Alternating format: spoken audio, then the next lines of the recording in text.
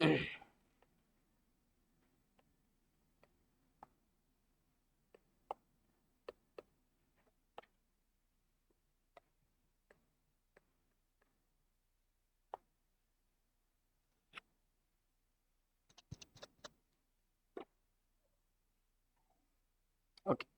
बोलो financial management, ये जो सब्जेक्ट है वो फाइनेंशियल मैनेजमेंट करना मतलब क्या करना है? फाइनेंस मैनेज करना है। पहले तो हम ये बोलते थे कि फाइनेंशियल मैनेजमेंट कोई भी सब्जेक्ट कर लो, कोई भी चैप्टर कर लो, तो हमें बोलता है कि अपन कौन है, अपना पोजीशन अंडरस्टैंड करके चलो कि हम किसके बिहाफ पे काम कर रहे हैं, हम किसके लिए काम कर रहे हैं। जैसे कि मैंने बात किया अकाउंटिंग करते समय, हम खुद वो बिजनेस या कंपनी है ऐसा फील करके अकाउंटिंग एंट्रीज पास करते थे। बोलो कॉस्ट अकाउंटिंग करते समय we are a cost accountant of that organisation, then how to prepare cost sheet, वो सब हम डिस्कशन क्या करते थे। अब वैसे फाइनेंशियल मैनेजमेंट के अंदर basically we are financial management के अंदर हम है मैनेजर, फाइनेंशियल मैनेजर जो सीएफओ होता है बेसिकली।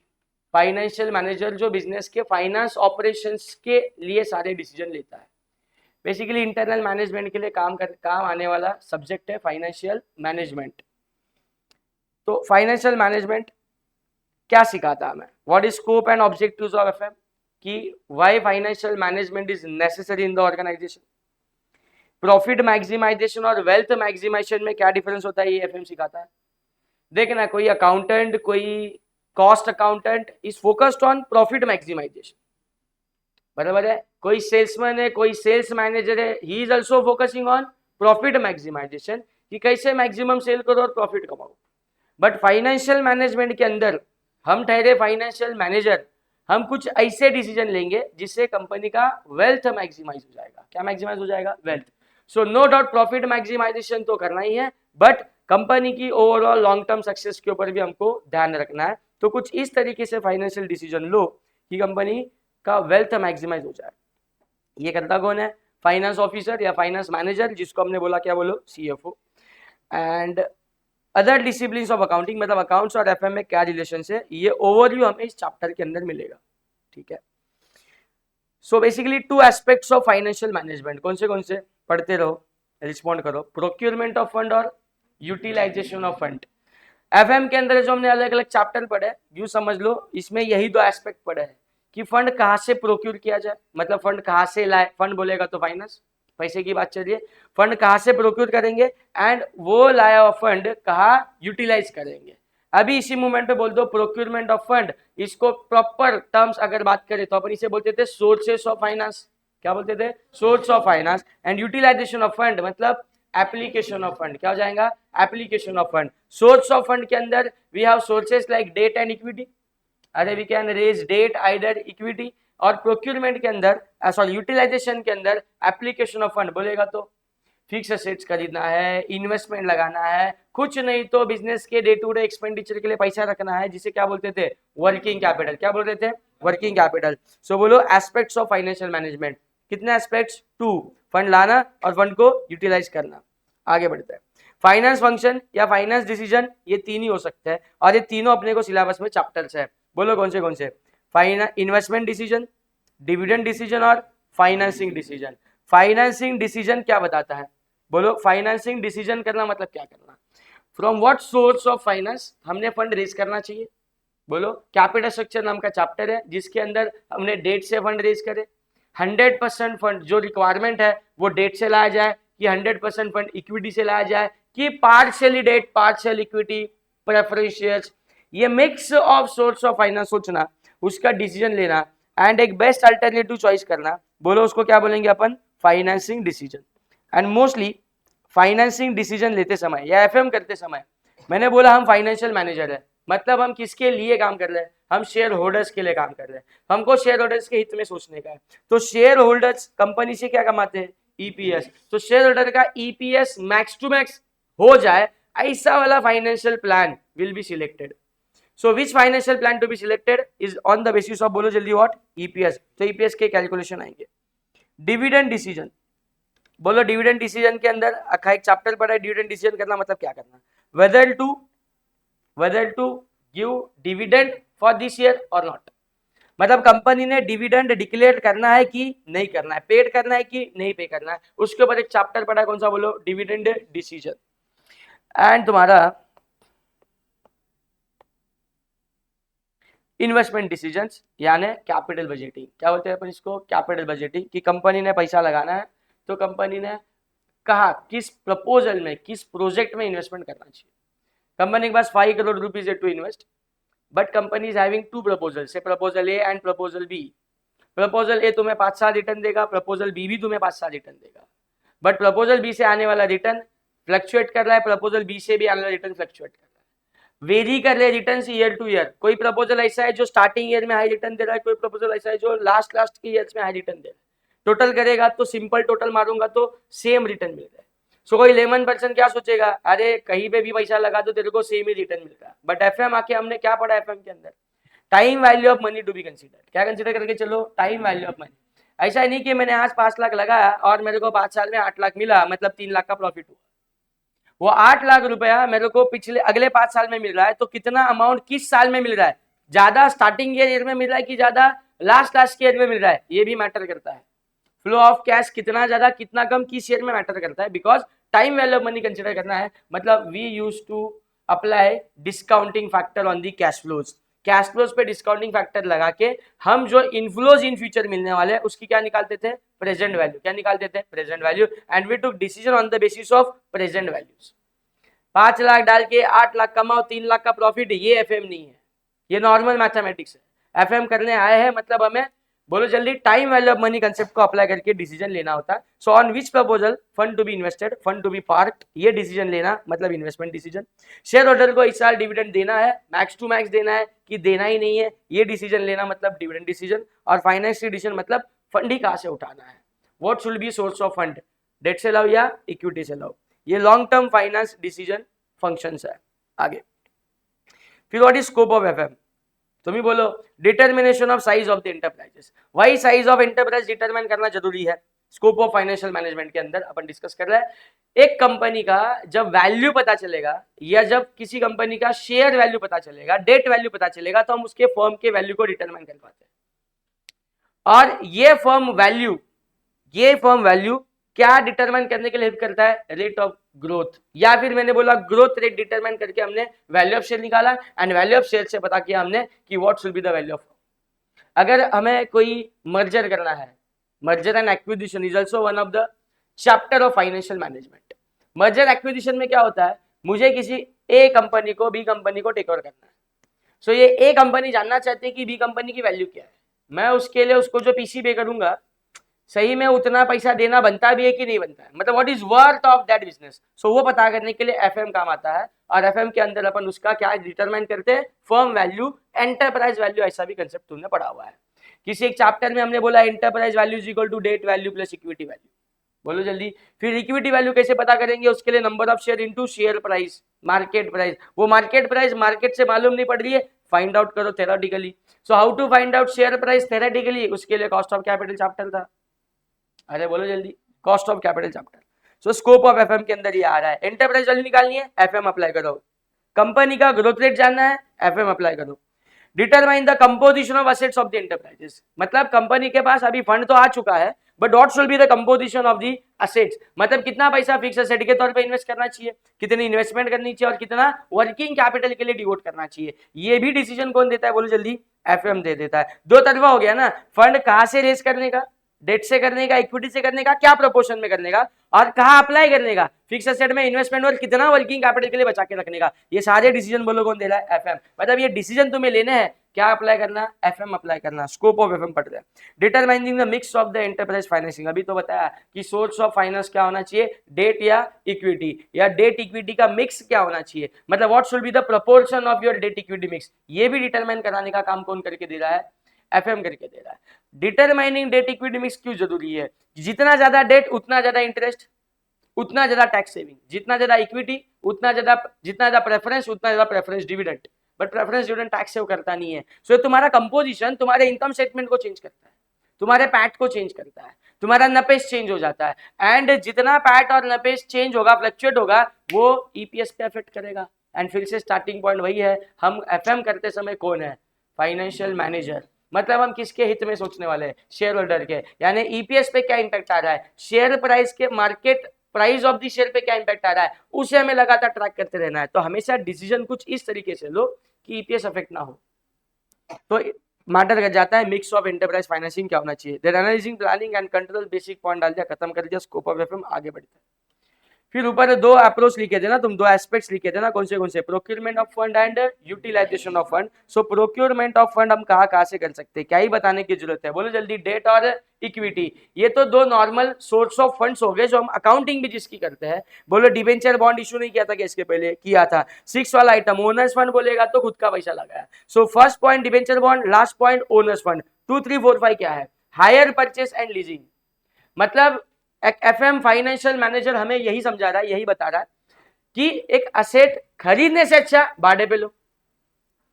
प्रपोजल है ना ये, इन्वेस्टमेंट डिसीजन हो गया एक किस्म का, कि कोई पर्टिकुलर प्रॉपर्टी में ओन करना सही है कि उसको लीज आउट करना सही है। तो लीज आउट करना मतलब लेट आउट करना, भाड़े से लेना, ये भी तुम्हारा क्या हो गया, source of finance. Procurement of fund करने का तरीका हो गया। देन तुम एंजल फाइनेंसिंग कर सकते हो, मतलब there are some angel investors जो बैठे हैं तुम्हें, तुम्हारे स्टार्टअप को फंडिंग करने के लिए।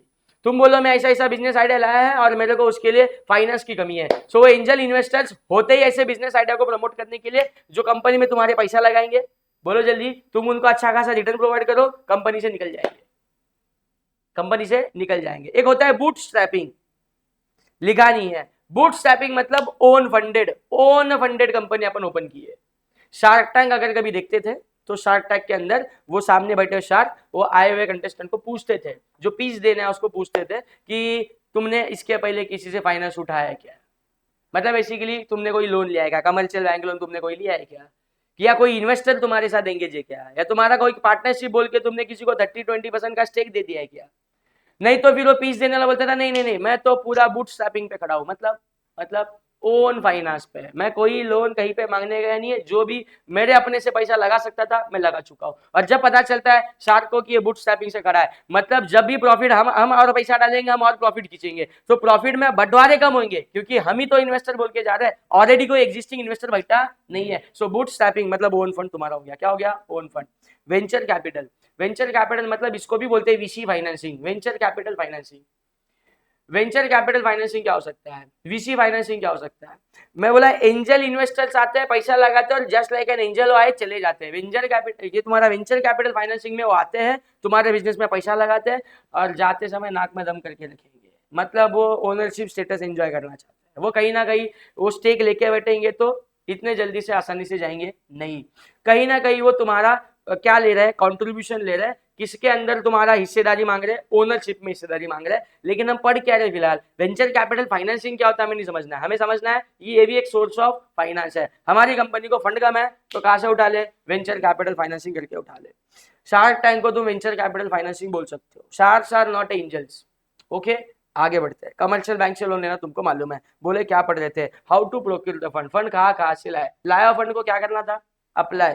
सो application of fund, utilisation of fund, बोलो फिक्स एसेट में लगा दो या तो वर्किंग कैपिटल में लगा दो। फिक्स एसेट बोलो, इन्वेस्टमेंट बोलो, बात एक ही है। यहाँ पे अकाउंट्स नहीं कर रहे कि फिक्स एसेट अलग होता है, इन्वेस्टमेंट अलग होता है, कोई ये अलग अलग चल रहे, कुछ डिस्कशन नहीं। एफएपीपी तुम्हारा इन्वेस्टमेंट्स, ये वर्ड्स एफएम के अंदर साइमल्टेनियसली वर्क करेंगे, कोई इशू नहीं है। इवैल्यूएशन ऑफ एफएम कोई जरूरत नहीं है। Scope and objective of FM, FM का क्या ऑब्जेक्टिव है, क्यों कर रहे अपन।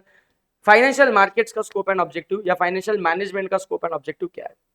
Stake holders hire managers to run their firms for them, क्या बोला मैं तुमको, एफएम करते समय अपन कौन है, फाइनेंशियल मैनेजर। हमको कौन बुलाया है, कंपनी के share holder. Company share holder मतलब कौन है, जिन्होंने कंपनी में पैसा लगाया है, और पैसा लगा के वो कंपनी में काम नहीं कर रहे, पैसा लगा के वो चले गए, वो जस्ट फंड पार्क कर चुके हैं, वहां पे बैठी एक मैनेजमेंट टीम जो फाइनेंस लेके कंपनी संभाल रहे हैं।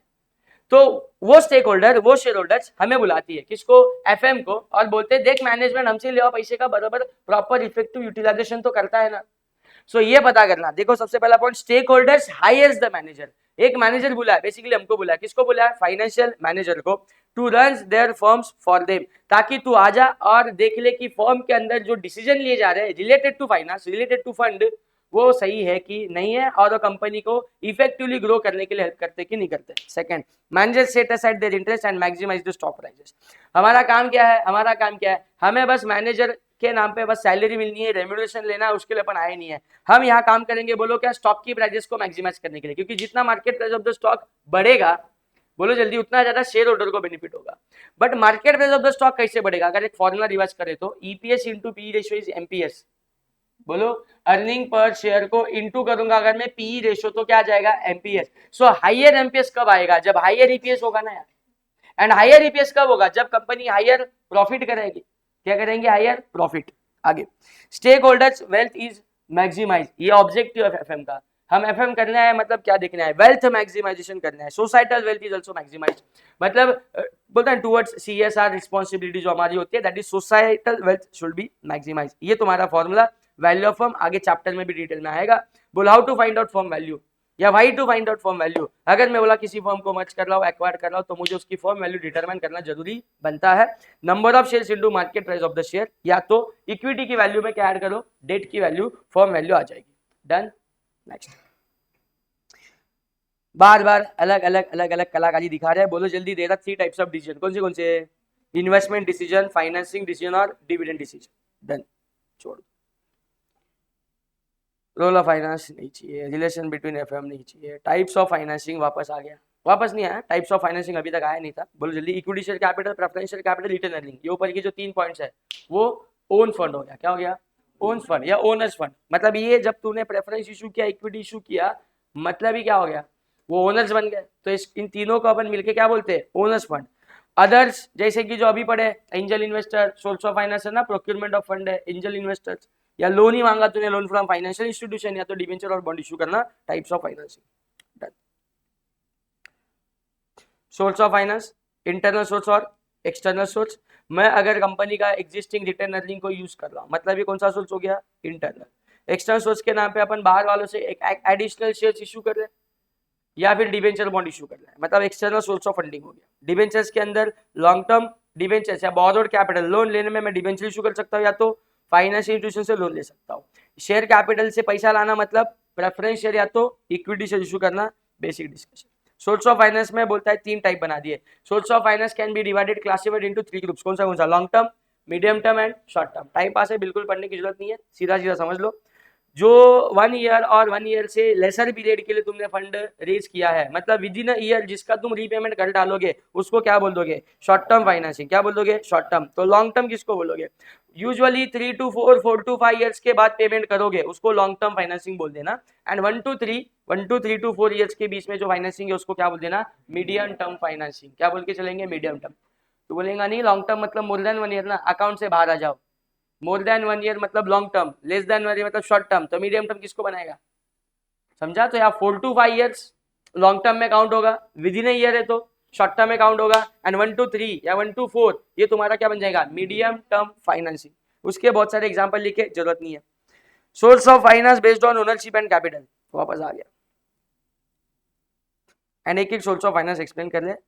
फाइनली आगे बढ़ते अपने काम के चैप्टर के ऊपर। बोलो कौन सा, रेशियो एनालिसिस। रेशियो एनालिसिस के अंदर बहुत सारे चैप्टर्स है, बहुत सारे types of ratio. Types of ratio नहीं पूछेगा, लेकिन सारे रेशियोज कैलकुलेट करने के लिए आ सकते हैं। कभी कभी क्वेश्चन इतना ही बोल देता है, कैलकुलेट रेशियोज, कौन से रेशियो के नाम ही नहीं दिए। सो तो हमें नाम के साथ फॉर्मूलाज भी काम करने हैं। अगर स्पेसिफिक 5-6 रेशियो पूछ लिए तो फॉर्मूला याद आना ही चाहिए। बट सिर्फ बैलेंस शीट दी है और तुम्हें बैलेंस शीट रेशियो पूछेगा, तो बैलेंस शीट रेशियो कौन से होते हैं वो भी मालूम करके चलो। छोटा सा एक बैलेंस शीट बना देते हैं जगह ढूंढ के।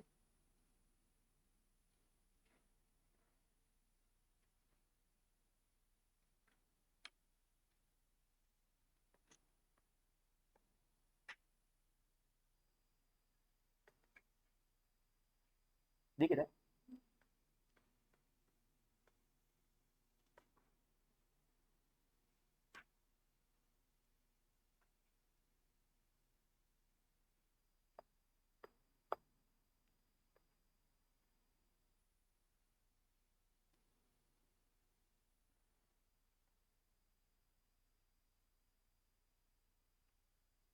एफएम कर ले तो हमें बैलेंस शीट मैनेजमेंट अकाउंट वाली बनानी पड़ती है, जिसके लाइबिलिटी साइड को अपन बोलते हैं source of finance, asset side को बोलते हैं application of fund.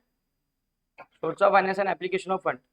Ratios chapter में खास करके दिक्कत आने का कारण तुम अकाउंट्स के साथ एफएम मिक्स कर देते हो। लाइबिलिटी साइड में सोर्स ऑफ फंड में क्या लिख रहा हूं, इक्विटी, और इक्विटी के इस वर्ड को लेके बड़ी गलत फहमी है कि इक्विटी मतलब लोगों को लगता है इक्विटी शेयर कैपिटल, नहीं ना। Equity means not only equity share capital, it also covers preferential capital, it also covers. अरे ये तीनों मिलके एक टर्म बनाया गया है इक्विटी, जिसको एक और नाम दूं तो ओनर्स फंड, एक और नाम दे तो प्रोप्राइटर्स फंड, झेपा। आगे देन होता है तुम्हारा बोरोड फंड, कौन सा फंड, जिसको ओड फंड भी बोलते हैं, OWED खाली एन चला गया। ओन फंड बोलेगा तो इक्विटी, बोरोड फंड बोलेगा तो डेट। क्या बोला जल्दी बोलो, डेट। मैं इधर डेट लिखा मतलब बाय डिफॉल्ट में कौन सा डेट लिख रहा हूं, लॉन्ग टर्म। प्लीज समझना, बैलेंस शीट के लायबिलिटी साइड अकाउंट्स करते समय तुमने क्रेडिटर लिखा है, ट्रेड पेबल लिखा है, आउटस्टैंडिंग एक्सपेंसेस लिखा है, वो सब यहाँ नहीं चाहिए, बिल्कुल नहीं चाहिए। मतलब लिख के काटता है यहाँ पे, कोई भी किस्म का short term debt liability side consider करके चलो नहीं। सो कहाँ गए वो छोटे मोटे कर्जे, कहाँ गए वो शॉर्ट टर्म वाली फाइनेंसिंग, तो वो सब कुछ आ गया तुम्हारा एप्लीकेशन ऑफ फंड के अंदर, नॉकआउट हो गया किसके साथ, करंट असेट के साथ। एप्लीकेशन ऑफ फंड में सबसे पहले तुम्हारे पास क्या है, फिक्स असेट्स। मैं बोलता हूँ एफएम कर रहा हूँ, इन्वेस्टमेंट को फिक्स असेट को अलग अलग बोलने की जरूरत नहीं है। कभी ऐसा तेरे को बोल दिया कि हमारा 5 करोड़ रुपया इन्वेस्ट किया, और 5 करोड़ रुपया इन्वेस्ट किया इन द मशीनरी, मतलब ही क्या खरीदा, फिक्स एसेट खरीदा। सो एफए इन्वेस्टमेंट, यहाँ पे डिफरेंस क्रिएट मत करो for the purpose of FM, done. उसके बाद वर्किंग कैपिटल, क्या बोला, वर्किंग कैपिटल। वर्किंग कैपिटल के अंदर तुम लोग को बोलो क्या क्या है, करंट एसेट और करंट लाइबिलिटी। करंट असेट्स और करंट लाइबिलिटीज, ये इधर की करंट लाइबिलिटी यहाँ से हटा दी और उधर जाके करंट असेट से माइनस कर दी। करंट असेट करंट लाइबिलिटी के एग्जांपल तो लिख नहीं सकता, तुमको मालूम होना चाहिए। बोलो करंट असेट और करंट लाइबिलिटी नॉक ऑफ होंगी, और ये जो बाहर फिगर निकल आ रही है अलग से डिटेल में चैप्टर कर भी लेंगे अपन। बोलो इसको क्या बोलते हो, वर्किंग कैपिटल। क्या बोल के चल रहे हो, वर्किंग कैपिटल। और ये फिक्स एसेट इन्वेस्टमेंट की अमाउंट, ये सारी अमाउंट ऐड कर दी है, फिर इसके बाद तुम्हारी आ गई असेट की टोटल। ये लाइबिलिटी की भी एक टोटल आ गई, इस टोटल को भी कुछ प्रॉपर टर्म रखना पड़ेगा, तो फिर से गड़बड़ हो जाएगी। क्या है ना, कुछ फॉर्मूलाज तुम रट के जाओगे, याद करके जाओगे, उस फॉर्मूला के अंदर तुमको मालूम रहेगा कि चलो नीचे टोटल एसेट लिखना है, तुम समझोगे बैलेंस शीट की टोटल लिखनी है, नहीं। इस बैलेंस शीट के टोटल को अपन कुछ और नाम रख रहे हैं, जैसे कि लाइबिलिटी साइड के टोटल को अपन बोलते हैं कैपिटल एम्प्लॉयड। क्या बोलते हैं, बोलो जल्दी, कैपिटल एम्प्लॉयड।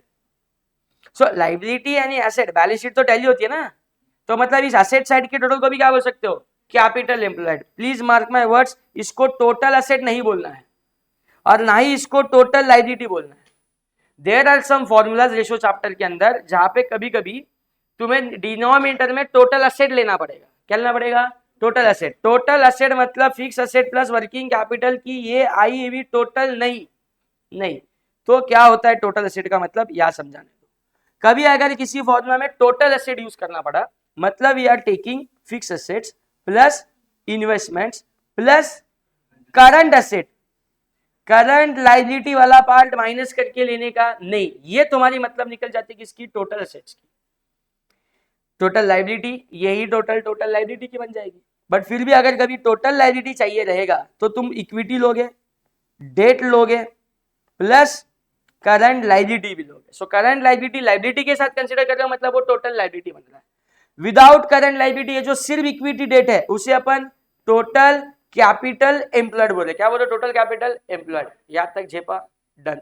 कभी कभी फॉर्मूलाज के अंदर तुम्हें वर्ड आएगा इक्विटी शेयर कैपिटल, तो please take equity share capital की फिगर। जैसे कि कोई फॉर्मूला है return on equity, return on equity, so we have to take full equity figure, मतलब that includes equity share capital, preferential capital, reserve and surplus भी, reserve and surplus भी। अब reserve surplus आते तो be careful, reserve and surplus मतलब profits ही नहीं होते ना, लॉसेस भी हो सकते हैं। सो अगर कभी गलती से देखो क्वेश्चन एक बैलेंस शीट दिया है जिसके असेट साइड में एंड में preliminary expenses, P&L debit balance ऐसा कुछ पड़ा है, तो वो उधर ना रख के for this purpose balance sheet ratio के लिए उसको रिजर्व एंड सरप्लस से क्या कर लो, नॉक ऑफ कर लो। मतलब P&L का डेबिट बैलेंस भी इधर ही सेटअप हो जाएगा रिजर्व के साथ। ये सब कुछ कंबाइनली क्या बोला जाएगा, इक्विटी। सिर्फ इक्विटी शेयर कैपिटल ये है। ओनर्स फंड मतलब इक्विटी। अगर कैपिटल एम्प्लॉयड किसी फॉर्म में वर्ड यूज हो रहा है कैपिटल एम्प्लॉयड मतलब क्या लोगे, इक्विटी प्लस डेट। तुम बैलेंस शीट नस नस में बिठा लो, अच्छे से समझ लो। टोटल लायबिलिटी मतलब कैपिटल एम्प्लॉयड नहीं, टोटल लायबिलिटी मतलब कैपिटल एम्प्लॉयड में कुछ और भी ऐड करना है, बोलो क्या, करंट लायबिलिटी। टोटल एसेट मतलब fix asset investment plus current asset, current liability minus करके लेनी नहीं है। करंट लायबिलिटी माइनस करके लोगे तो ये कलेक्टिवली वर्किंग कैपिटल कहलाएगा। क्या कहलाएगा, वर्किंग कैपिटल। तो ये तो वही बन जाएगा ना कैपिटल एम्प्लॉयड। क्या बन जाएगा, कैपिटल एम्प्लॉयड। ये कुछ की पॉइंट्स है जो मालूम होने चाहिए, बहुत जरूरी है। एफए का बैलेंस शीट लेके एफएम की रेशो निकालने बैठोगे तो गलती ही करोगे। ये एफएम वाली बैलेंस शीट थोड़ी दिमाग में, ये इंपॉर्टेंट जो अभी पॉइंट बताया उसके साथ कंसीडर कर लो, नहीं समझा है वापस रिपीट सुन लो। आगे टाइप्स ऑफ रेशोज के अंदर बोलते जाओ। सबसे पहला current ratio, current ratio, current asset upon current liabilities. अभी एक बैलेंस शीट बनाई थी जिसमें वर्किंग कैपिटल के अंदर ही दोनों आइटम थे, करंट एसेट और करंट लायबिलिटी। हाँ, वो करंट एसेट अमाउंट ले, करंट लायबिलिटी का अमाउंट ले, आपस में डिवाइड कर करंट रेशो का काम हो गया। कोई रटने वाला चीज नहीं है। करंट रेशो का एक स्टैंडर्ड रेशो दिया है, जल्दी बोल क्या दिया है, 2:1। Standard ratio 2:1, 2:1। स्टैंडर्ड रेशो का मतलब क्या है, 2:1 का मतलब क्या है, अगर तेरे पास 1 रुपए की करंट लायबिलिटी है तो डबल करंट एसेट होनी चाहिए। एक और बात, स्टैंडर्ड रेशो, आइडल रेशो, इसको ये बहुत सारे आते जाएंगे।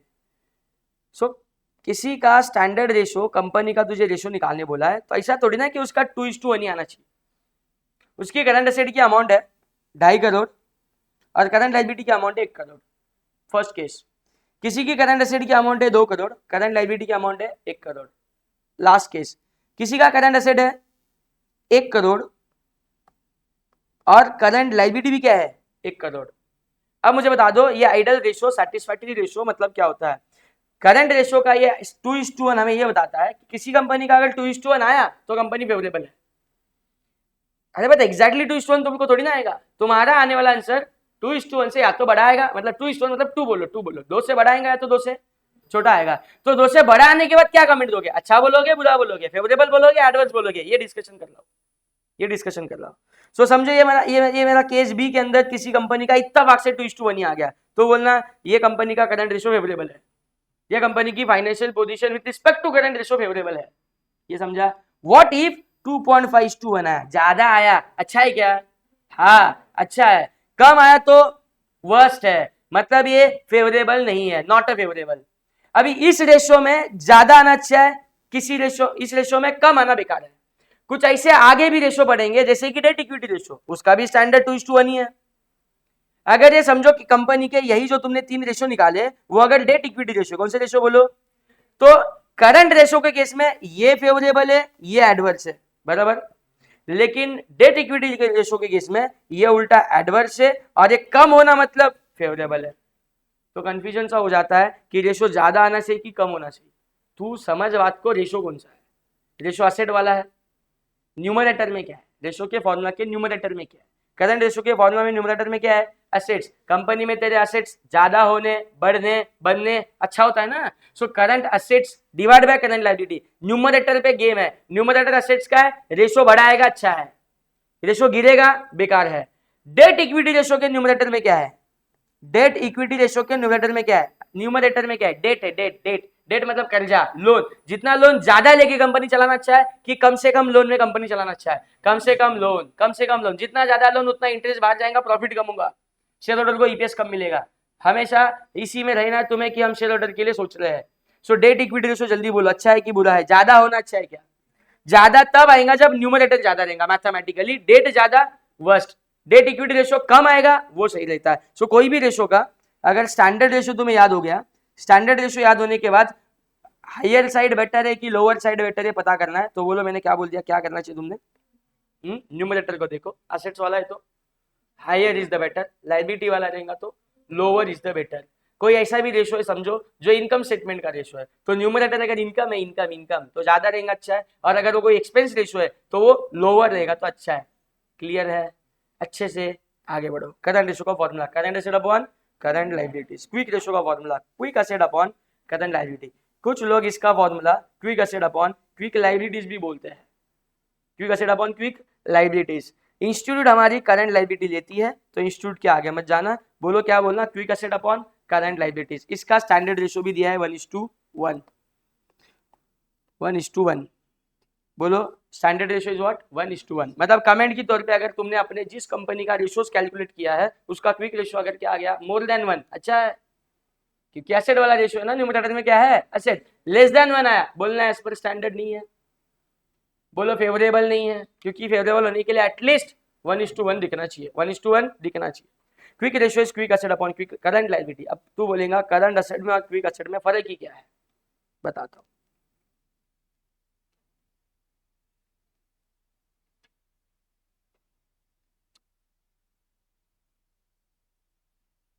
यहीं पे ले लो बाजू में।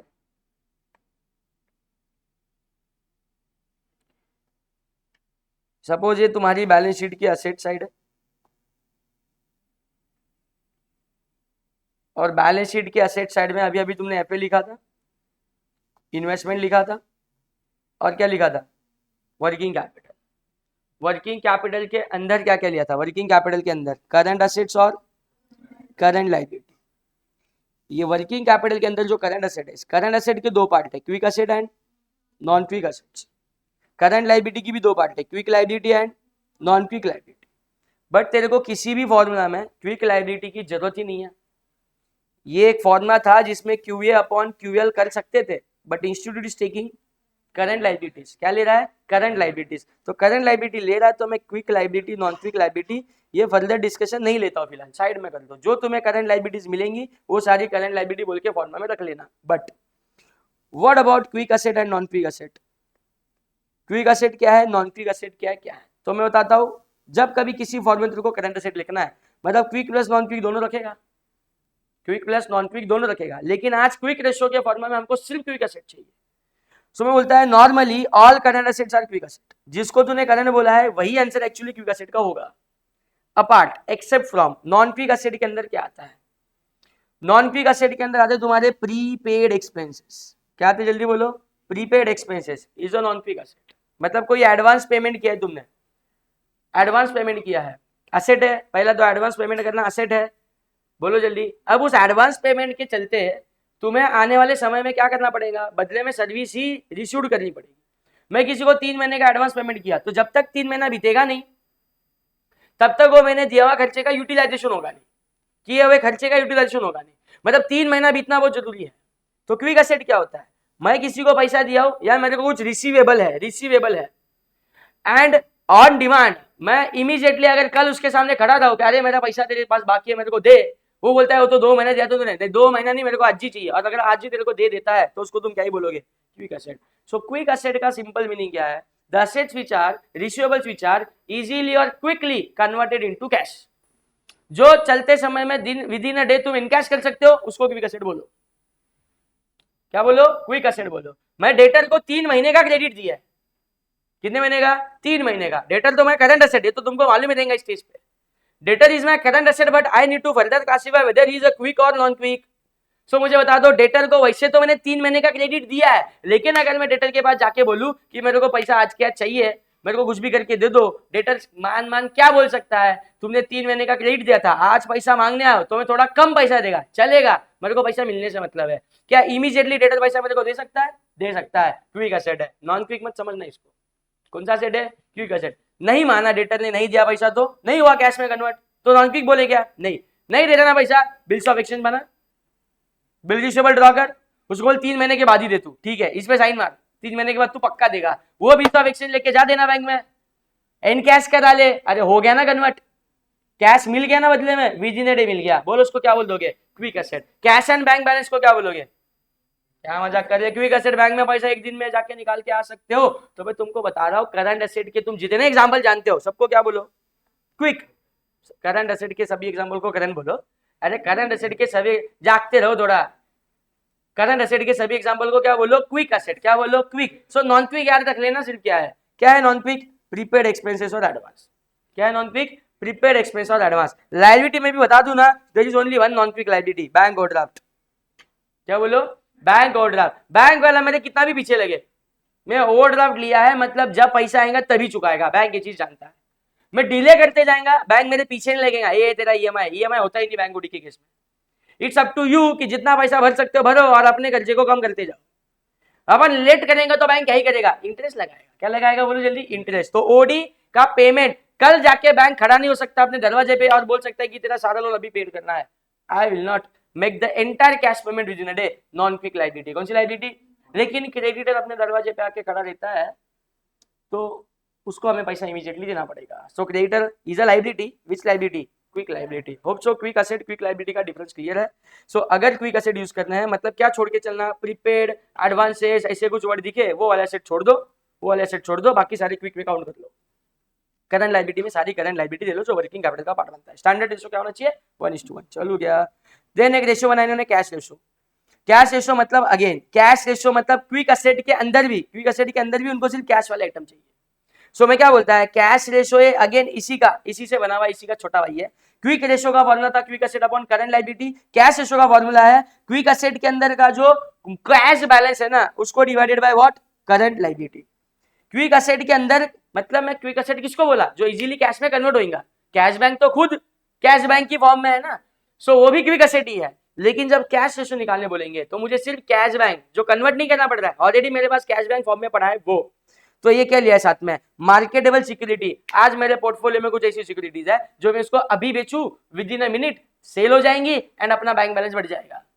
समझते हो ना? तो बैंक बैलेंस बढ़ा रहा है तो उसको क्या बोलेगा, marketable securities, easily sell in the market. मैं मार्केटेबल सिक्योरिटी उसको बोलता हूँ जो शॉर्ट टर्म सिक्योरिटीज है। मैं शॉर्ट टर्म इन्वेस्टर हूँ, मैंने कुछ स्टॉक खरीदा है जो लॉन्ग पीरियड के लिए नहीं, मैं चाहूँ तो आज शाम को बेचूं, दोपहर को बेचूं, सुबह बेचूं, कल बेचूं। Marketable securities is as good as तुम्हारे पास कैश है। क्या है तुम्हारे पास? कैश। सो कैश रेशियो के टाइम पे कैश बैंक बैलेंस के साथ मार्केटेबल सिक्योरिटीज डिवाइड बाय क्या करना चाहिए, करंट लायबिलिटी। इसका कोई स्टैंडर्ड रेशियो नहीं है। आगे basic defence interval ratio. Basic defence interval ratio मतलब क्या, थोड़ा समझो ना, बार बार पढ़ो ना। बेसिक डिफेंस, बिजनेस के रेशियोज निकाल रहे हो, बराबर है, एक बिजनेस ऑर्गेनाइजेशन की रेशियो निकाल रहे हो। बेसिक डिफेंस मतलब तुम्हें डिफेंस करना है, मतलब day to day operating expenses को मीट करना है। आज एक बिजनेसमैन का रियल लाइफ इशू क्या है, लेवरेज चैप्टर से भी हमने पढ़ा था, क्या ऑपरेटिंग एक्सपेंसेस पे करने के लिए तुम्हारे पास खर्चा होना, पैसा होना। बोलो जल्दी, उसको तुम क्या बोलते हो, बिजनेस की ऑपरेटिंग रिस्क। क्या बोलते हैं? Operating risk. जो उसको डिफेंस कर पाया उसका बिजनेस चल रहा है, चल रहा है, चल रहा है। बोलो जल्दी। तो न्यूमरेटर सेम लिया, cash bank balance and marketable securities तुम्हारे पास कितने हैं, डिवाइडेड बाय ऑपरेटिंग एक्सपेंसेस। बोलो क्या लेंगे, divided by operating expenses divided by number of days. Operating expenses divided by number of days, minus थोड़ी ना था, अमाउंट से डेज माइनस होता है क्या? बोलो जी, डिवाइडेड बाय मतलब तुमने क्या पता किया, operating expenses per day, operating expenses per day and cash bank जो तेरे पास आज पड़ा हुआ है। सो खर्चा कितना है और तेरे पास कैश बैंक बैलेंस कितना है। मैं बताता, मेरा आज का खर्चा एक दिन का बिजनेस चलाने का खर्चा क्या होता है। बोलता है 1000 रुपया तो दिन का मैं जेब में लेके चलता ना तो मैं आज का बिजनेस कर सकता। 1000 रुपए जब दिन का अपने जेब में लेके चलता है तो मैं आज अपना बिजनेस रन कर सकता हूँ। मतलब वड़ा पाव का गाड़ी डाला है तू, तो वड़े निकालने के लिए मटेरियल का पैसा लगेगा। अरे बोलो जल्दी, मटेरियल लगेगा। जो 2 इंसान आज खड़े करेंगे उनको डेली बेसिस पे, वेजेस के बेसिस पे रखा तो उनका दिन का पैसा देने के लिए पैसा होना चाहिए। और जो भी छोटा मोटा खर्चा पर डे का मैंने बोला 1000 रुपए जब मैं लेके जेब में सुबह आता हूँ तो दिन भर खड़ा रह के समझो 5000 रुपया घर पे लेके जाता हूँ। This is what my business is. जिस दिन मेरे पास 1000 रुपया नहीं उस दिन मेरी 5000 की कमाई होगी नहीं। समझा? इस 1000 रुपीज को मैं क्या बोल रहा हूँ, my per day expenses, business को चलाने का खर्चा, बिजनेस को चलाने का खर्चा, ऑपरेटिंग एक्सपेंसेस पर डे। और मेरे पास कैश बैंक बैलेंस कितना है, मेरे पास कैश बैंक बैलेंस कितना है। तो मैंने देखा जेब में तो अपने पास 5000 है, मेरे को आज खड़ा रहने के लिए खाली कितना चाहिए था, 1000। मतलब my basic difference into the ratio is 5 times. आज अपने पास इतना पैसा है कि मैं जो एक दिन के लगने वाला खर्चा है वो 5 गुना पे कर सकता हूँ। कितना गुना पे कर सकता हूँ? 5 गुना। टाइम्स वाला रेशियो है। बोलो जल्दी, cash and bank balance divided by operating expenses per day. Ratio का नाम basic defence interval ratio. Net working capital, मजाक कर रहे हैं, current asset minus current liability. आखा बड़ा चैप्टर भी तो कराया है, नहीं मालूम है क्या? क्या बोला जल्दी, किसका फॉर्मूला है current asset minus current liability? गलत। नेट वर्किंग कैपिटल का फॉर्मूला किसका? Net working capital. तुम सिर्फ वर्किंग कैपिटल बोलेंगे ना तो करंट एसेट होता है, सिर्फ वर्किंग कैपिटल बोलेंगे तो क्या होता है, current asset. Gross working capital बोलेंगे तो क्या होता है, current asset. Net working capital बोलने पे ही नेट वर्किंग कैपिटल बोलने पे ही वो क्या हो जाएगा, current asset minus current liability. एक क्वेश्चन मेरे को याद आता है, पास पेपर की बुक में से किसी ने मेरे को डाउट पूछा था, ये वर्किंग कैपिटल है उसको क्या इंटरप्रेट करना है। 2 महीने 1 महीना पहला डाउट है, करंट एसेट उसको ट्रीट करके क्वेश्चन को सॉल्व किया था। हाँ, आगे बढ़ो। कैपिटल स्ट्रक्चर इश्यूज के अंदर equity ratio, debt to equity ratio. थोड़ा सिंपल वाले कोई फॉर्मूला तो पहले उसको ले ले, ये पहले कवर कराता हूँ फिर ऊपर जाता, और फालतू नीचे नीचे नीचे जाएंगे तो फालतू फालतू रिश्तेदार है, अच्छे अच्छे वाले पहले ले लो। आ जाओ, अभी तक जो रेशो पढ़े हैं, तुम कहाँ घूम रहे मालूम है तुमको? यहाँ कहाँ गई बैलेंस शीट? ये बैलेंस शीट थी, उसका ये asset side application of fund था, उसके अंदर ये वर्किंग कैपिटल था। अभी तक इतने ही आइटम यूज किए हैं और तुमने 5 क्वेश्चन निकाल दिए रेशो के नाम फटाफट। इतने ही आइटम यूज किए, बोलना है। सबसे पहला करंट रेशो, जिसमें करंट एसेट डिवाइड बाय क्या किया? Current liability. सेकंड, जिसमें इस करंट एसेट के अंदर के क्विक वाले रेशो लिया और यही करंट लायबिलिटी ली, बराबर? क्विक रेशो लिया, क्विक एसेट लिए, okay. Current ratio, quick ratio. Next cash ratio. Cash ratio में मैंने क्विक रेशो का ही फॉर्मूला लिखा, ऊपर क्विक एसेट ना लेके cash bank balance and marketable security दी थी। अरे आया ना। बेसिक डिफेंस इंटरवल रेशो क्या था? बेसिक डिफेंस मतलब आज मेरे को खड़ा रहना है तो बिजनेस करने के लिए कितना पैसा हाथ में होना चाहिए, कितना गुना पैसा तेरे हाथ में है ये पता करना। मतलब cash bank balance plus marketable securities divided by operating expenses per day. Operating expenses per day, ये तेरा हो गया basic defence interval ratio. Done. और कौन सा रेशो पड़ा? वर्किंग कैपिटल, जिसको कैसे निकाला? नेट वर्किंग कैपिटल, जिसको कैसे निकाला? करंट एसेट माइनस ये पा गया, ठीक है। सो करंट रेशो, ये वर्किंग कैपिटल के सारे आइटम को पकड़ पकड़ के जितना बन सकता था बन गया। अभी कहा जा रहा है, अभी कुछ ऐसे रेशोज है जो लायबिलिटी साइड से बात कर ले। डेट और इक्विटी का, डेट और इक्विटी का ratio, that is debt equity ratio. फिर out of capital employed equity कितना है, out of capital employed debt कितना है, ओके। ये लायबिलिटी साइड वाले रेशो शुरू हो रहे हैं। जैसे कि ये देख, इक्विटी रेशो क्या लिखा है फॉर्मूला में? कैपिटल एम्प्लॉयड में इक्विटी कितना है? कैपिटल एम्प्लॉयड किसको बोला था? अपनी बैलेंस शीट की टोटल को, अपनी बैलेंस शीट के लायबिलिटी साइड के टोटल को। लेकिन अपने बैलेंस शीट के लायबिलिटी साइड में क्या क्या था? इक्विटी और डेट ही था बस। तो कैपिटल एम्प्लॉयड का मतलब सिर्फ इक्विटी प्लस डेट होता है। डेट मतलब कौन सा डेट होता है? Long term debt. इस इक्विटी प्लस डेट में से इक्विटी कितना रे? Out of equity plus debt equity कितना, ये पता करना परसेंटेज में, मतलब उसको क्या बोल सकते हो? Equity ratio. तो उधर के नंबर भरू क्या अभी समझ में आया ना यार? अगर 500 करोड़ का इक्विटी है यानी 200 करोड़ का तुम्हारा क्या है? डेट। सो मतलब तुम्हारी नीचे की टोटल कितनी है? 700। 700 में से 500 क्या है? इक्विटी। इक्विटी रेशो हो गया। 700 में से 200 क्या है? डेट। ये डेट रेशो हो गया। नीचे का फॉर्मूला बोलो, total outside liabilities divided by total debt plus net worth. अरे क्या अलग अलग तरीके से लिखते हैं? Debt plus net worth. क्या इक्विटी को ही नेटवर्थ भी बोलते हैं? इक्विटी किसको बोलते हैं? Equity share capital, preferential capital, reserves, इन सबको अपन इक्विटी बोलते हैं। इसी को नेटवर्थ भी बोलते हैं। मतलब ये डिनोमिनेटर में वापस क्या है बोलना शॉर्टकट में? इक्विटी प्लस डेट ही है। एंड ऊपर आउटसाइड लायबिलिटी मतलब क्या है? डेट है। कौन सा वाला है? लॉन्ग टर्म वाला है। कौन सा वाला? जल्दी बोलो। Long term. दोनों रेशो क्लियर है क्या? एंड उसके बाद आया जिंदगी में तुम्हारे डेट इक्विटी रेशो, मतलब फॉर्मूला नाम से लिखा है, डेट अपॉन इक्विटी। क्या है? Debt upon equity. Done. Debt to total asset ratio, कौन सा? Debt to total asset ratio. Total asset क्या? मैं बैलेंस शीट में जाना चाहता हुआ, बस इस बैलेंस शीट को देख के मेरे को बताओ, इस बैलेंस शीट में थोड़ी अच्छी बनानी चाहिए थी। ये जो टोटल है, ये इतनी काम आएंगी मालूम नहीं था। ये जो टोटल है इसको टोटल एसेट बोलते हैं क्या? इसको टोटल एसेट बोलते हैं क्या? नहीं, लिख के काटता है वहां कसम, इसको टोटल एसेट बोलते नहीं है। तो टोटल एसेट किसको बोलोगे?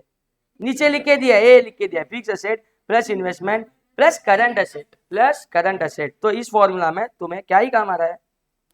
क्या ही काम आ रहा है? टोटल एसेट्स काम आ रहे हैं ना। सो नीचे टोटल एसेट रखना है, मतलब fix assets plus investments plus फक्त करंट एसेट। वर्किंग कैपिटल का अमाउंट, नेट वर्किंग कैपिटल का अमाउंट लेने का नहीं। क्वेश्चन है तेरे को जबरदस्ती वर्किंग कैपिटल दिया है तो ढूंढ मत लायबिलिटी घ्यायची नाही, वर्किंग कैपिटल दिला आता काय करू? वर्किंग कैपिटल दिया है मतलब ही करंट एसेट दिया है, मान के चल आगे बढ़। क्योंकि वर्किंग कैपिटल मतलब ही करंट एसेट ना। नेट वर्किंग कैपिटल मतलब करंट लायबिलिटी माइनस करके। अगर नहीं है तो अजम्पशन मारो कि जो दिया है वो करंट एसेट है।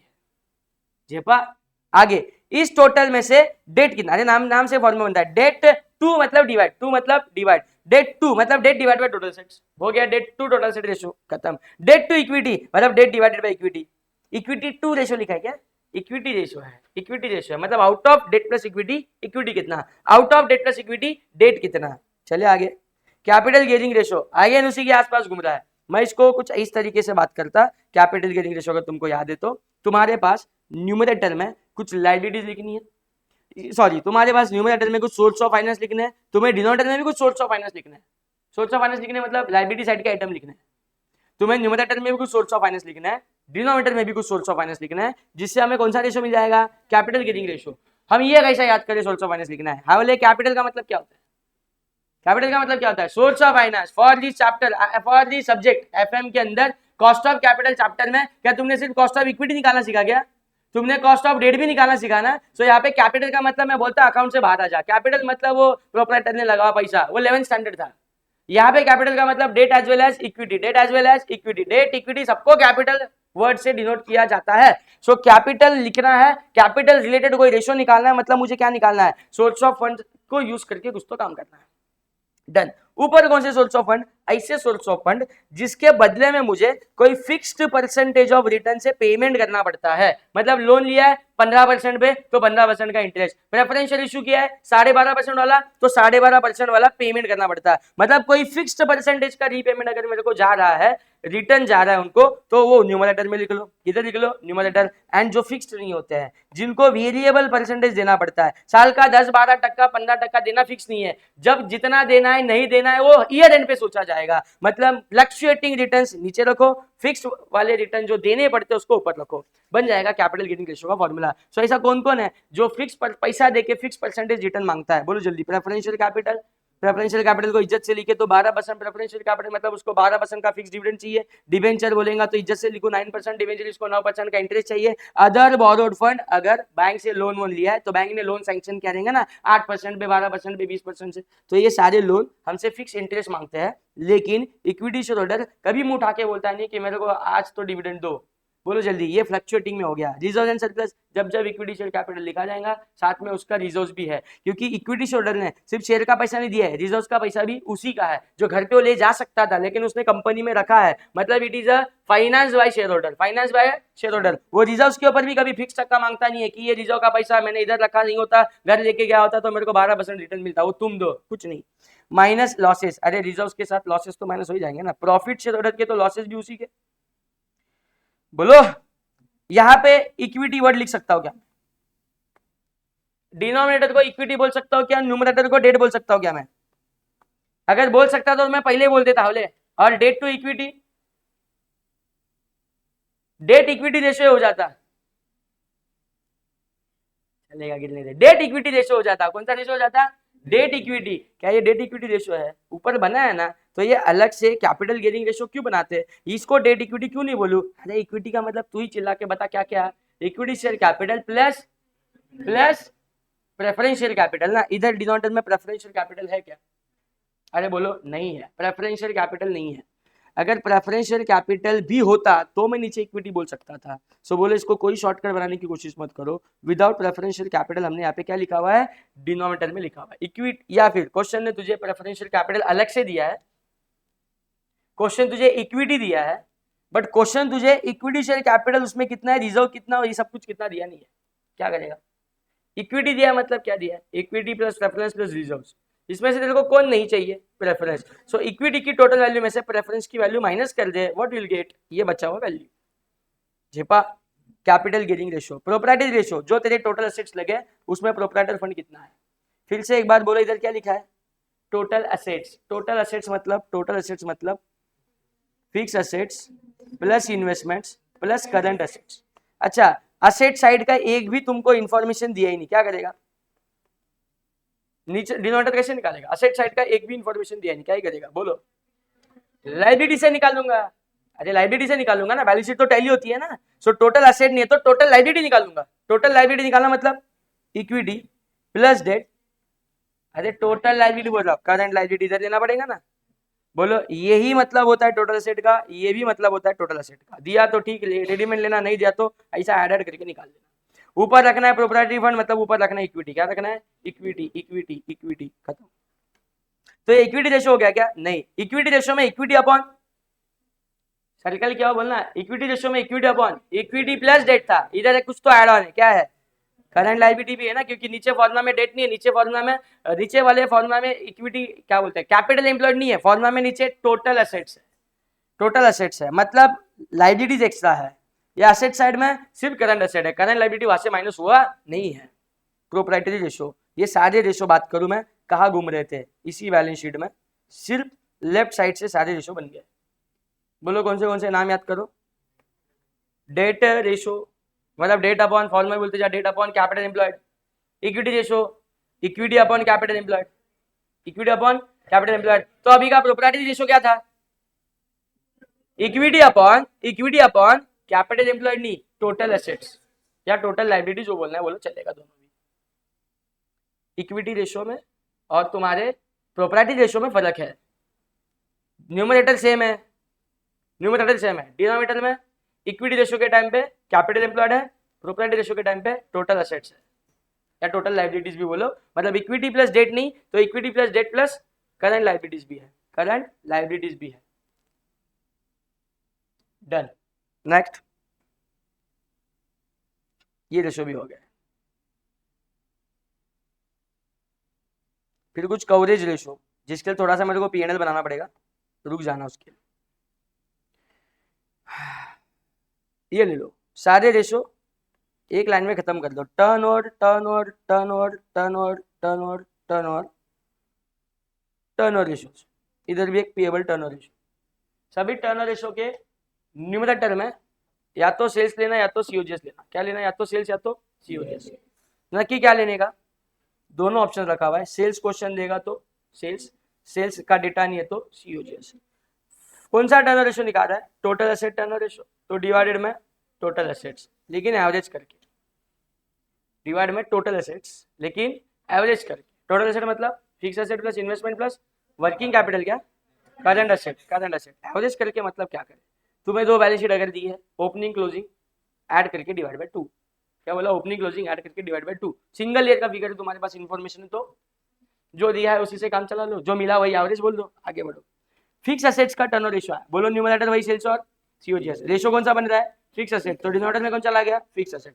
कैपिटल का टर्नओवर रेशो, टर्नओवर बोला है तो ऊपर सेल्स ऑब्लिक सीओजीएस, कैपिटल का बोला है तो नीचे क्या चला गया, नेट एसेट। तो बोलेगा ये क्या आया, नेट एसेट। तो कैपिटल किसको बोलता है, डेट प्लस इक्विटी, तो डेट प्लस इक्विटी दिखना जान देना। नेट एसेट का मतलब ही क्या है, debt plus equity, debt plus equity. Okay, या फिर मैं ऐसा बोल देता अभी के अभी, हमारी इस बैलेंस शीट के एसेट साइड को आ गई, ये बैलेंस शीट के एसेट साइड को हम नेट एसेट बोल सकते। क्या बोल सकते हैं, टोटल एसेट नहीं बोल सकते। क्या बोल सकते हैं, तो एसेट साइड से बोलना है तो नेट एसेट, लायबिलिटी साइड से बोलना है तो कैपिटल एम्प्लॉयड, लायबिलिटी साइड से बोलना है तो कैपिटल एम्प्लॉयड। पूरा गेम बैलेंस शीट का है। उसके बाद फिर से एक बार, working capital turnover ratio, time pass चला, सेल्स और सीओजीएस वही, वर्किंग कैपिटल रेशो चाहिए तो डिनोमिनेटर में working capital. Inventory turnover ratio, ऊपर सेल्स और COGS fixed, numerator fix, turnover ratio आने के बाद ऊपर टर्नओवर लिख देने का, मतलब सेल्स या तो सीओजीएस लिखने का, और नीचे average inventory. Debtor turnover ratio same ऊपर, लेकिन थोड़ा सा अभी समझो चीजों को, ऊपर सीओजीएस सेल्स लेकिन डेटर का रेशो है ना, सो डेटर को तुम टोटल सेल लिख के कैसे चलेगा, या टोटल सीओजीएस लिख के कैसे चलेगा। डेटर तो उसी को बोलते हैं जिसको अपन क्रेडिट पे सेल्स करते हैं, या जो उसको सेल मारा है उसका सेल्स का क्रेडिट वाला, क्रेडिट सेल्स का सिर्फ प्रोपोर्शनेट सीओजीएस चाहिए तुमको। सो यहाँ पे क्रेडिट सेल लिया जाएगा, क्या लिया जाएगा, क्रेडिट सेल। तो सेम पेएबल टर्नओवर रेशो के टाइम पे क्या लिया जाएगा, सिर्फ credit purchase, and this divided by debtor turnover ratio तो divided by debtors, creditor turnover ratio तो डिवाइड बाय क्रेडिटर्स। तो बोलेंगे इधर वैसा लिखा नहीं है, लिखने का मतलब उनका वही है, रिसीवेबल लिखा है, पेएबल लिखा है, मतलब it includes debtors plus bill receivable. This payables includes creditors plus bills payable, creditors plus bills payable. जेपा गया आगे। जीबी रेशो, कोई भी profit ratio, profit ratio, profit ratio, तो सेल्स डिवाइड में डिवाइड में डिवाइड में। कौन सा profit ratio, gross profit ratio ऊपर gross profit, net profit ratio ऊपर net profit, operating profit ratio ऊपर ऑपरेटिंग प्रॉफिट, खत्म। COGS ratio, COGS upon sales into 100, वही वाला फॉर्मूला, नीचे सेल्स ऊपर सीओजीएस। ऑपरेटिंग एक्सपेंस रेशो, नीचे सेल्स ऊपर ऑपरेटिंग एक्सपेंस। ऑपरेटिंग एक्सपेंस मतलब O and A and S and D, O and A और S and D. Operating ratio, operating ratio जिसमें COGS और ऑपरेटिंग एक्सपेंसेस भी लेने पड़ेंगे। स्टेटमेंट बना के बताता हूं, थोड़ा समझ। जैसे मैंने बोला बैलेंस शीट हमको, बैलेंस शीट अपने को मैनेजमेंट अकाउंट वाली चाहिए, एफएम वाली चाहिए, वैसे यहाँ पे स्टेटमेंट भी FM वाला बनता है, और FM वाला स्टेटमेंट कुछ इस तरीके से बनता है, सेल्स में से minus COGS, what we get gross margin, जिसको ग्रॉस प्रॉफिट भी बोल सकते हो, देन इसमें से less operating expense, and operating expense के अंदर आते हैं दो item, O&A and S&D, O&A और S&D। ग्रॉस मार्जिन में से जब ऑपरेटिंग एक्सपेंस चले जाएंगे तो जो बचता है उसे बोलते हैं ऑपरेटिंग प्रॉफिट। क्या बोलते हैं? Operating profit. थोड़ा डिटेल बना दूं तो इसमें एडलेस होता है। क्या होता है? एडलेस नॉन ऑपरेटिंग एक्सपेंसेस और इनकम। इनकम में तो ऐड होगा और एक्सपेंसेस तो लेस होगा, मतलब ऑपरेटिंग एक्सपेंस लेस करने से ऑपरेटिंग वाला प्रॉफिट मिला। अब नॉन ऑपरेटिंग जो आइटम थे वो भी एडलेस मारे तो मेरे को फाइनल अपना EBIT मिला। बोलो क्या मिला? EBIT। क्या मिला? EBIT। फिर EBIT के आगे तुम जानते हो EBIT से लेस इंटरेस्ट, जिसको ये लोग फाइनेंस कॉस्ट भी बोल सकते हैं। क्या बोल सकते हैं? Finance cost. EBIT minus interest, what we get? EBT। EBT से लेस टैक्स के बाद पैट में से लेस PD के बाद जो आता है उसे बोलते हो नपेश, net profit available to equity share holder, इसको divided by number of shares, what we get? EPS। Statement chart लो, अच्छे से याद होना चाहिए। सेल्स माइनस COGS, बोलो क्या बोल दिया? Gross margin. Sales minus COGS क्या बोला? Gross margin. लेस क्या कर दिए? ऑपरेटिंग एक्सपेंसेस, आया ऑपरेटिंग प्रॉफिट, एडलेस मारा नॉन ऑपरेटिंग एक्सपेंसेस, मिला EBIT, then less interest EBT, less tax PAT, less PD नपेश and divide by number of share करके क्या आ गया? EPS। यहाँ तक कहानी क्लियर? अब मुझे बताने दो कि हम कौन सा रेशो पढ़ रहे थे, मालूम है क्या? Operating expense ratio. कौन सा रेशो? तो उसमें ये खाली ऑपरेटिंग एक्सपेंस लेने हैं, हाईलाइट दिख रहा है? कौन से लेने खाली है? Operating expense. Bar bar divide by तो सेल्स ही होगा, डिवाइड हमेशा सेल्स से होने वाला है, लेकिन ऑपरेटिंग एक्सपेंसेस न्यूमरेटर में रखना था जब ऑपरेटिंग रेशो निकालना। कौन सा रेशो निकालना था? ऑपरेटिंग। एक होता है operating cost ratio, operating cost के अंदर ये दोनों लेने पड़ते हैं। COGS भी एक किस्म का कॉस्ट सेंटर है, ये भी थोड़ा समझेगा, डिटेल समझेगा तो ये बिजनेस ये खर्चा किए बिना तू सेल्स ही नहीं कर सकता था। सो COGS में ऑपरेटिंग एक्सपेंसेस ऐड करके लूंगा, COGS में ऑपरेटिंग एक्सपेंसेस अगर ऐड करके लूंगा तो तुम्हारा वो अभी पड़ा हुआ रेशो बन जाएगा। सो बोलो जल्दी, यही पे देना। ये देखो सिर्फ COGS रेशो पूछा है, सिर्फ COGS रेशो पूछा है तो न्यूमरेटर में COGS लिया, सिर्फ COGS रेशो पूछा है तो न्यूमरेटर में COGS लिया। जब सिर्फ ऑपरेटिंग एक्सपेंस रेशो पूछा था तो सिर्फ ऑपरेटिंग वाले एक्सपेंसेस ले लिए, लेकिन जब तेरे को ऑपरेटिंग रेशो या ऑपरेटिंग कॉस्ट रेशो, एक और नाम ले ले, operating ratio operating cost ratio पूछा जाएगा तो सिर्फ ऑपरेटिंग एक्सपेंसेस लेके नहीं चलेगा। एक्सपेंस और कॉस्ट इस वर्ड में फर्क है ना, एक्सपेंस और कॉस्ट इस वर्ड में फर्क है। सो ऑपरेटिंग रेशो के टाइम पे एक्सपेंसेस के साथ साथ तूने ये COGS भी ले लेना है। क्या लेना है? COGS। 3 रेशो, डिटेल टाइम डालो अच्छे से, बाकी सारे प्रॉफिट रेशो 5-6 है, यूज करते हो, बिना याद करके जाओगे तो भी तुमको आएंगे, बट ये छोटा सा डिफरेंस है between two terms, operating ratio and operating expense ratio. Operating expense ratio बोला सिर्फ एक्सपेंस की amount divide by sales, operating ratio बोला या ऑपरेटिंग कॉस्ट रेशो बोला क्या करेगा? COGS भी ऑपरेटिंग एक्सपेंस के साथ लेंगे divide by net sales into under जेपा। डन। आ रहे बाद में आएंगे। इधर ऊपर कुछ तो रेशो छोड़ के आया मैं, बोलो सिर्फ कवरेज रेशो बाकी है। कौन सा रेशो बाकी है? कवरेज। इसके बाद चैप्टर स्वाहा। कवरेज रेशो के लिए बैलेंस शीट P&L साथ में देखनी पड़ेगी, इसको अपन बोलते हैं कंबाइंड रेशो। क्या बोलते हैं? Combined ratio. स्टेटमेंट बना था उसको देख के पहला बैलेंस शीट एक बार आया ऊपर तो देख के चलो। इसमें से मेरे को मेरे सोर्स ऑफ फाइनेंस बता दो, कौन कौन है? इक्विटी डिटेल में बता दो, उसमें कौन कौन है? इक्विटी शेयर कैपिटल और प्रेफरेंशियल कैपिटल।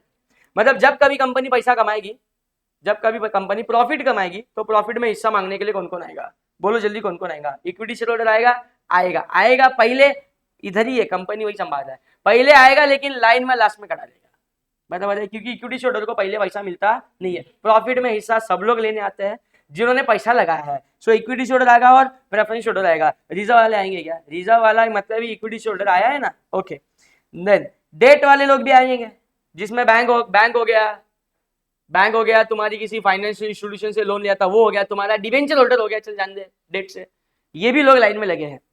ये लोग आए हैं लेट एंट्री मार के, लेकिन फिर भी ये लाइन में, ये जहां खड़े होंगे वहां से लाइन चालू होगी, क्योंकि पहले प्रॉफिट में हिस्सेदारी इनकी है। बराबर है। तो जिंदगी में हमारे कंपनी ने जो सबसे पहला प्रॉफिट कमाया ये उन्हीं को देना है। सबसे पहला प्रॉफिट मतलब कौन सा प्रॉफिट? ये सेल्स प्रॉफिट है क्या? नहीं रे, सेल्स करके सेल्स हुआ नहीं कि उतना पैसा बांट दोगे क्या? सेल्स करने के लिए तुमने सबसे पहले क्या क्या इनकट किया? सीओजीएस नाम का खर्चा। तो सेल्स वाला पैसा आया लेकिन सीओजीएस के नाम पे चला गया, मतलब बचा गया ग्रॉस मार्जिन। लेकिन ग्रॉस मार्जिन भी अपन बांटते नहीं, बिकॉज बिजनेस चलाने का ना इसके आगे कि बंद कर रहे हो अभी। सो जो ग्रॉस मार्जिन आया है उसमें से भी खर्चे हो चुके ऑलरेडी, मतलब एक्चुअली तुम्हारे पास क्या बचा है? Operating profit. कुछ नॉन ऑपरेटिंग इनकम गेन, मतलब इन्वेस्टमेंट करके कुछ रिटर्न मिला, वो सब भी एटलीस्ट मार दो। कोई असेट था उसको बेच के थोड़ा सा गेन हो गया, या असेट को बेच के लॉस हो गया, it is example of non operating income और एक्सपेंस। किसने पूछा नहीं नॉन ऑपरेटिंग इनकम और एक्सपेंस क्या होता है? अगर कोई असेट्स जो बिजनेस में यूज में आ रहा था उसको तुमने बेच के कोई लॉस हुआ तो इधर लेस होगा, गेन हुआ इधर लेस हुआ। बिजनेस के असेट बेचना धंधा है क्या तुम्हारा? नहीं, तो वो धंधा नहीं है, मतलब नॉन ऑपरेटिंग आइटम है। कौन सा आइटम है? Non operating. मतलब बेसिकली तुम्हारे पास पैसा बांटने लायक प्रॉफिट, मतलब कौन सा प्रॉफिट? ईबीआईटी। बार बार बोलो ईबीआईटी। ईबीआईटी से पहला पेमेंट क्या किया? इंटरेस्ट कौन लेता है? Debenture holder. डेट वाले लोग लेते हैं, तो मैं ऐसा बोलना चाहता है, बाजू में लिख लिख के ईबीआईटी हमने कमाया है, तो ये कमाया नहीं कि डेट वाले लोग आके खड़े हैं, कमाया नहीं कि डेट वाले लोग आके खड़े हैं। और उसमें से वो पूरा ईबीआईटी लेके गए क्या? नहीं, उसमें से वो क्या लेके गए? इंटरेस्ट का पैसा। मतलब डेट वाले लोग जाने के बाद भी अपने पास पैसा बचा है, हाँ बचा है, बट जो बचा है वो पूरा अपना नहीं है, उसमें से क्या चला जाएगा? टैक्स। मतलब बेसिकली अपने लायक पैसा बचा हुआ पैट है। क्या है बोलो जल्दी? पैट। और ये पैट जो अभी बचा हुआ प्रॉफिट है उसको लेने के लिए फिर से डेट वाले आएंगे क्या? वो अपना इंटरेस्ट लेके घर पे निकल गए। सो कौन बचा है अभी? Share holders. शेयर होल्डर में कौन से? Preference and equity. पहला प्रेफरेंस किसको? प्रेफरेंस होल्डर को, देन इक्विटी होल्डर्स को। लाइन में लगे हैं प्रेफरेंस, डेट के बाद पहले प्रेफरेंस। सो मैंने पीडी दे दिया, प्रेफरेंस होल्डर को मैंने पूरा पैट दे दिया क्या? नहीं, प्रेफरेंस होल्डर को मैंने क्या दे दिया बोलो? पीडी। तो जैसे ये प्रेफरेंस डिविडेंड का पेमेंट हो गया, प्रेफरेंस डिविडेंड का पेमेंट हो गया, क्या बच गया तुम्हारे पास? नपेश। तो अभी ये नपेश बचा है तो लेगा कौन? Equity shares. कौन लेंगे? Equity shares. शेयर्स बांट के लेंगे पैसा, उसको क्या बोलेंगे अपन? ईपीएस। तो मुझे बस इतना लिंक कराना है कि किसके लिए कौन आया था तब कौन सा पैसा अवेलेबल था। डेट वाले लोग आए तो तब डेट वाले आए तभी कौन सा पैसा था? ईबीआईटी। जब प्रेफरेंस होल्डर आए थे तो कौन सा पैसा था? पैट। प्रेफरेंस होल्डर क्या लेके चले गए? डिविडेंड। उसके बाद नपेज बचा तो सिर्फ कौन बचा था? Equity share. इतना लिंक समझा है तो ये तेरे फॉर्मूला खत्म है। कवरेज रेशो वाले बोलते जा। सबसे पहला फॉर्मूला बाद में लेता, रुकना है तेरी कुछ और माहौल है। एक second. Expense ratio, profitability ratio, ROA, ये रहा तुम्हारा रिटर्न ऑन कैपिटल एम्प्लॉयड। यहाँ पे रिटर्न रेशो है कैपिटल एम्प्लॉयड के ऊपर का रिटर्न निकालना है। कैपिटल एम्प्लॉयड मतलब बिजनेस में पैसा लगाया, पूरा पैसा, डेट प्लस इक्विटी सबने लगाया तभी तो बिजनेस बना। सो डिनोमिनेटर में लिया कैपिटल एम्प्लॉयड, मतलब इसमें डेट है कि इक्विटी है कि दोनों है? दोनों है, डेट प्लस इक्विटी दोनों है। इसके ऊपर का रिटर्न मतलब कमाया पूरा पैसा। बोलो कौन सा पैसा? EBIT. EBIT upon debt plus equity तुम्हारा कहलाएगा रिटर्न ऑन कैपिटल एम्प्लॉयड। इसी के साथ मैं बता दूं, रिटर्न ऑन कैपिटल एम्प्लॉयड के बाद होता है return on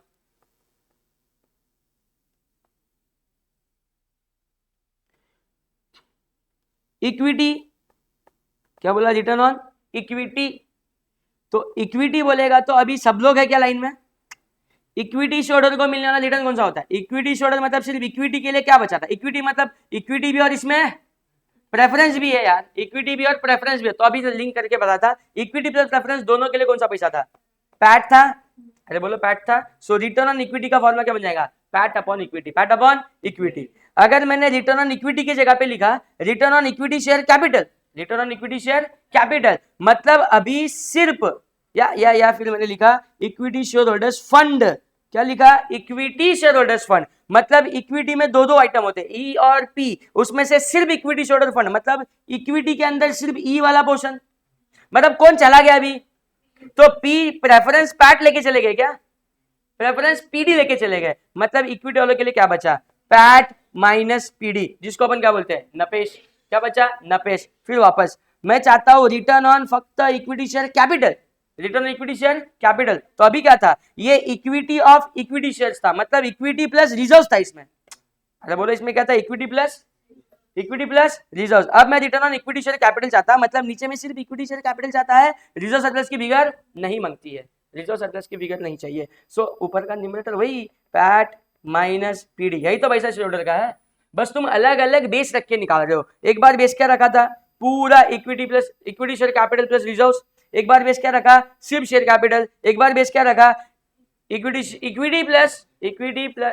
capital plus preferential capital दोनों, मतलब रिजर्व्स भी इसमें है।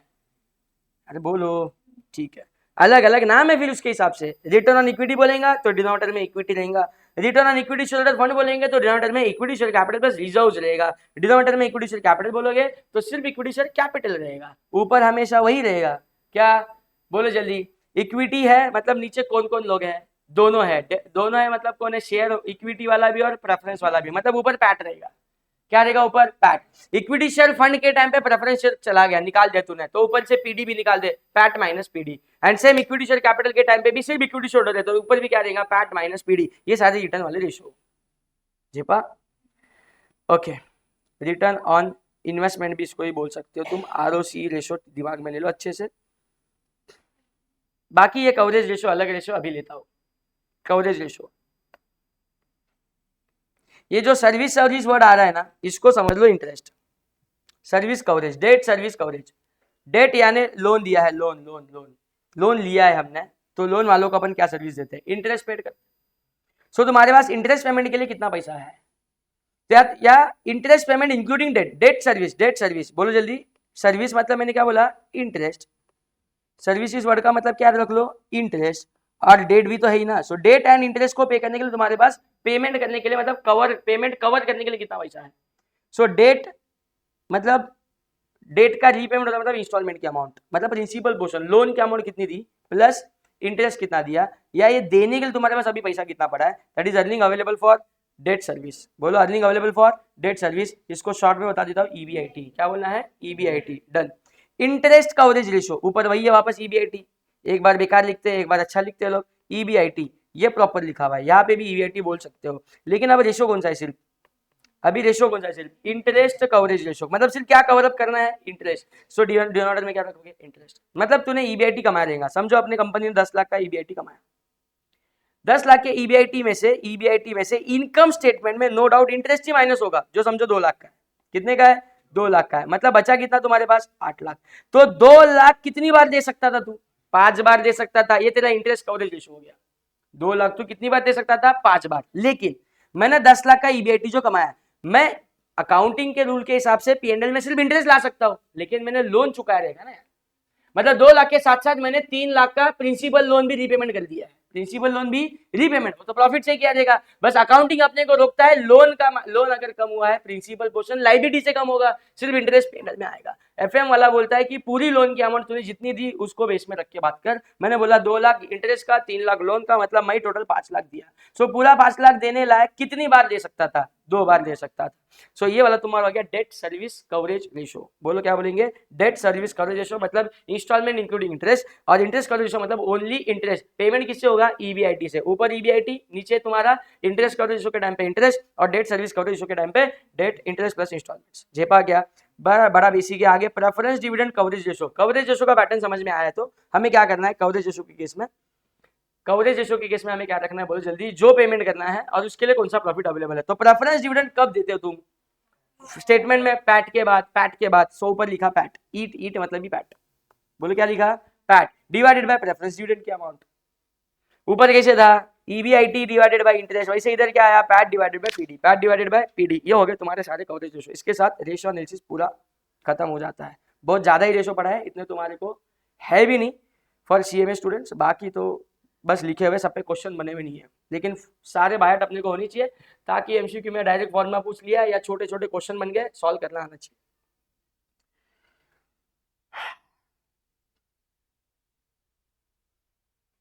डेट रेशियो के बाद आगे बढ़ते हैं, इंपॉर्टेंट चैप्टर बोलो कौन सा, cost of capital. Cost of capital, तोड़ जरा वर्ड को, कॉस्ट ऑफ कैपिटल मतलब क्या है, कॉस्ट ऑफ कैपिटल, कैपिटल मतलब क्या होता है, बोल जरा फटाफट, कैपिटल मतलब क्या होता है। अभी हट गया इधर आने के बाद ना,